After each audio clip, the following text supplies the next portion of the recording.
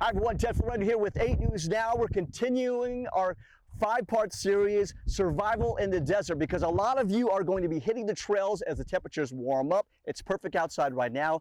Joining us is Lana McVeigh. She is with Red Rock Search and Rescue, highly qualified for this. Let us know about cell phone service. People grab their cell phones. What should they know before they head out to the desert, do their hiking? Well, they should know if they've got cell service or not, but they should always prepare that they don't have cell service.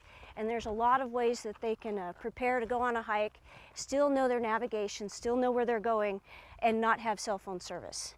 And one way, is always to have a Garmin, or if you have the capability to have a Garmin, you have to know how to use your Garmin, and you have to have spare batteries for your Garmin device. Right. But cell phones, smartphones specifically now, have GPS capabilities built into them. They do. And a lot of people don't know that.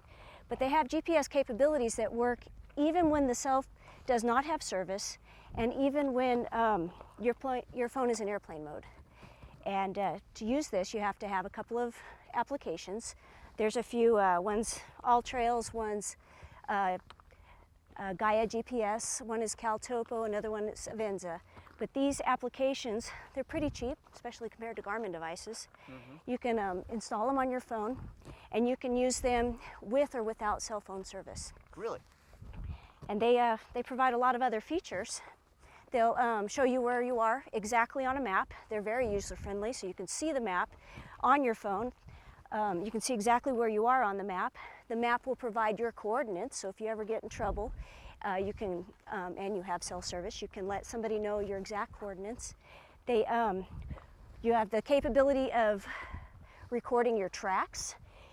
The application will tell you how far you've traveled, how high of elevation gain you had, how long the trail has been. Mm-hmm. They'll give you all these statistics. And compared to Garmin devices, they really are reasonably priced. Now, the other thing that people run into is the confidence. I've got my cell phone, I can go anywhere, right? That's not the case though, because sometimes cell service does go out. It was spotty when I was out here too. What's your recommendation to people that go out to a location, they get hurt or something happens and their cell phones go out? If they get hurt, if they need help, the best thing they can do is, try to get somebody's attention on the trail, talk to other people. If no one else is around, hopefully they had a plan before they went out hiking and they provided that information to somebody. If you have that plan, you give somebody exactly what time you left, what time you expect to be back, where you've gone, you stick with that plan. And then if you're an overdue hiker, that person is the one that will alert people and let them know where to start. And then you, on the trail, you stay where you're at. We have Hug a Tree programs for the kids, but in Nevada, we do Hug a Rock because we're kind of limited on trees. Yes. So find that spot and stay with it. Stay as close to the trail and just wait. Somebody will come along. Great advice. People continuously going on the trail, so stay in one spot. Exactly. The other question I had for you is, there's all different types of hikes here, Mount Charleston, everywhere, but they're not for every single person. Talk about the hikes people should go on, the strenuous hikes. What should people look for before they take these hikes? Well, again, there's some great resources out there on the web and in the applications where you can pre-plan and pre-research a hike before you go. It's AllTrails again, mm-hmm. Gaia GPS again, another one is called Bird and Hike, and they'll give you information about the strenuous part of the trail, if it's easy, if it's moderate, if it's difficult.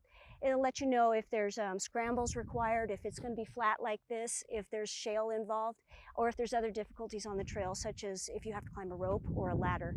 So whenever you plan a hike with a group of people, you need to plan for the least experienced person on your hike and always look out for each other. Lynn in part 1 pointed out a lot of things. So you look out for each other and look for those heat-related injuries and for elevation sickness and for dehydration signs, and carry that extra water for each other. You made a good point, is before you head out, even as you're a group, you think you're safe, but you should let people know where you're at, where you're going, correct? That is correct. And if your loved one is a hiker, be part of his plan. Insist that you know where they're going, what time they're leaving, and what time they need to come back.